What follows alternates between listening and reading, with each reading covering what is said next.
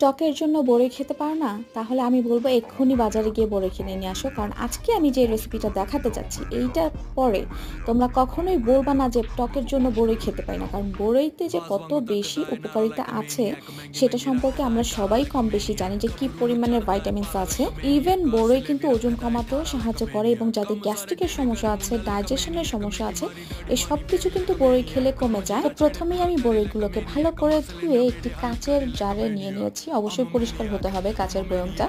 এরপরে পরিমাণ মতো লবণ দিয়ে এটার মধ্যে ৪ ভাগের ১ ভাগ সিরকা আর ২ ভাগ পানি দিয়ে দিয়েছি। অবশ্যই এটা কিন্তু পরিমাপটা মেইনটেইন করতে হবে, কারণ বড়ইটা কিন্তু পরে ধীরে, ধীরে ফার্মেন্ট হবে।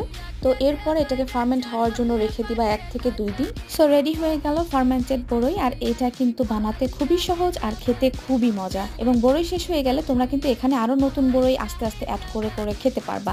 এই পানি কিন্তু একদমই নষ্ট হয় না।